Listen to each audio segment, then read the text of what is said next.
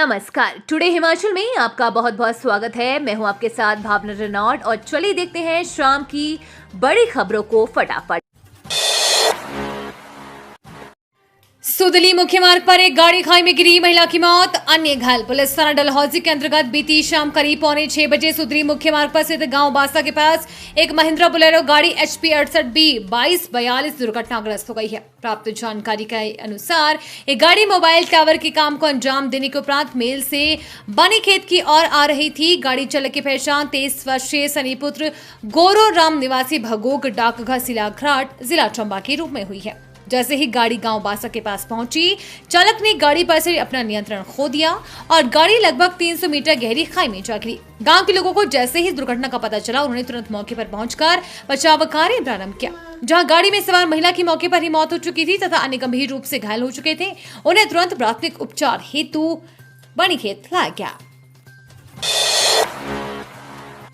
प्रधानमंत्री श्री योजना के लिए चुने गए हिमाचल के कितने स्कूल बनेंगे मिसाल। प्रधानमंत्री स्कूल्स फॉर राइजिंग इंडिया योजना के अंतर्गत हिमाचल प्रदेश में 180 स्कूलों को चुना गया है। ये जानकारी केंद्रीय शिक्षा राज्य मंत्री श्री जयंत चौधरी ने राज्यसभा सांसद सुश्री इंदुबाला गौस्वामी को संसद में दी। उन्होंने बताया कि इनमें से 56 प्राइमरी स्कूल, 5 सेकेंडरी स्कूल और 119 सीनियर सेकेंडरी स्कूल है, जिनका चयन केंद्रीय सरकार, राज्य सरकार और सरकारी संस्थानों द्वारा चलाए गए स्कूलों में से किया गया है। उन्होंने बताया कि इन स्कूलों में अति आधुनिक स्टेट ऑफ आर्ट सुविधाएं विकसित की जाएंगी ताकि ये स्कूल राज्य के बाकी शिक्षण संस्थानों के लिए एक मॉडल के रूप में कार्य कर सके।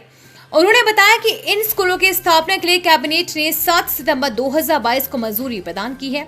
नेशनल एजुकेशन पॉलिसी 2022 के अंतर्गत चलाए जाने वाले इन स्कूलों में ढांचागत सुविधाएं विकसित की जाएंगी। उन्होंने बताया कि देश भर में ऐसे 14,500 PMC स्कूल खोले जाएंगे। सीएम सुक्खू ने किया बात, बैठक बोले युद्ध की तरह लड़ रहे गृह मंत्री शाह ने दिया मदद का आश्वासन। हिमाचल प्रदेश में बादल फटने से तबाही मचने पर मुख्यमंत्री सुखविंदर सिंह सुक्खू ने आपातकालीन बैठक बुलाई है। उन्होंने कहा कि शिमला, कुल्लू और मंडी में बादल फटने के कारण 3 लोगों की मौत हुई है, जबकि करीब 52 लोग लापता है, जिनकी तलाश जारी है। उन्होंने हिमाचल के लोगों से अनुरोध किया है कि वे नदी नालों के किनारे न जाएं। एयरफोर्स को भी तैयार रहने को कहा है। केंद्रीय गृह मंत्री अमित शाह से भी बात हुई है, जिसमें उन्होंने सहायता का पूर्ण आश्वासन दिया है। सभी अधिकारी जायजा ले रहे हैं। राजस्व मंत्री के साथ मौके पर जा रहा हूं। गृह मंत्री अमित शाह से बात हुई, जिसमें उन्होंने NDRF की 2 टीमें भेजने को कहा है। राहुल गांधी और प्रियंका गांधी से भी बात हुई। प्रदेश की स्थिति नियंत्रण में है, हम इस चुनौती को युद्ध की तरह लड़ रहे हैं। रामपुर में 35 से 30, मंडी में 9 लापता है। केंद्र से आग्रह किया है कि आपदा में मदद करें।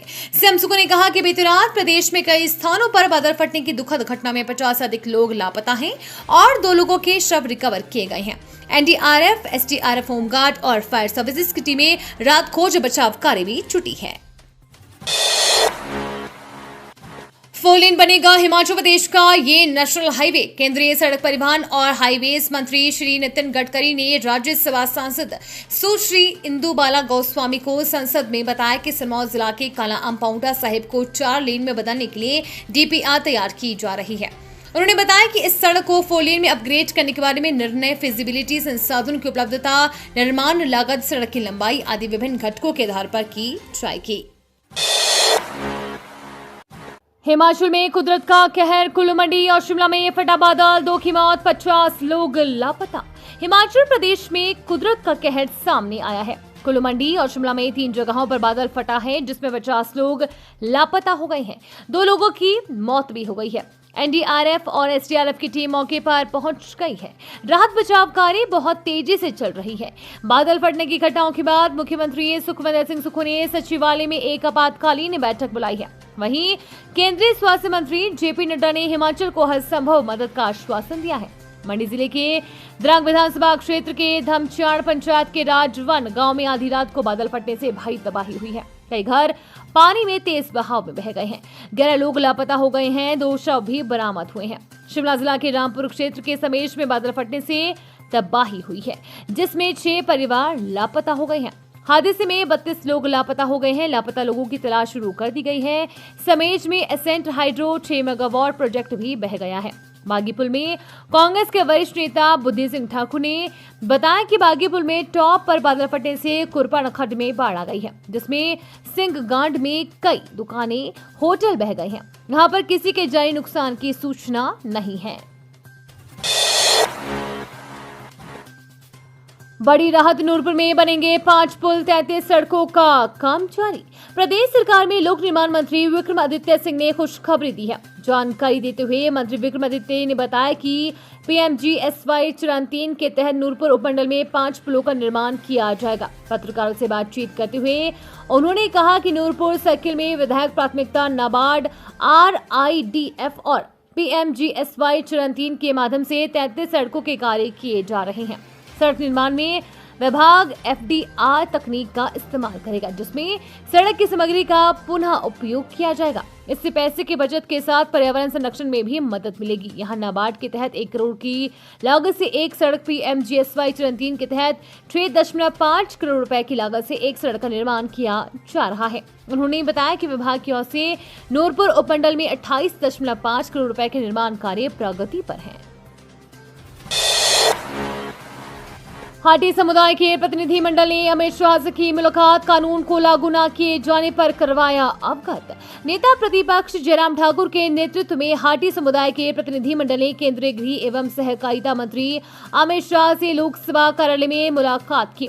प्रतिनिधिमंडल ने हाटी समुदाय को अनुसूचित जनजाति का दर्जा दिए जाने के लिए प्रधानमंत्री नरेंद्र मोदी और गृह मंत्री अमित शाह का आभार जताकर अपनी कृतज्ञता ज्ञापित की। बता दें कि प्रतिनिधिमंडल ने हाटी समुदाय को संविधान संशोधन से अनुसूचित जनजाति का दर्जा मिलने के बाद भी राज्य सरकार द्वारा कानून को लागू न किए जाने के बारे में भी गृह मंत्री को अवगत करवाया।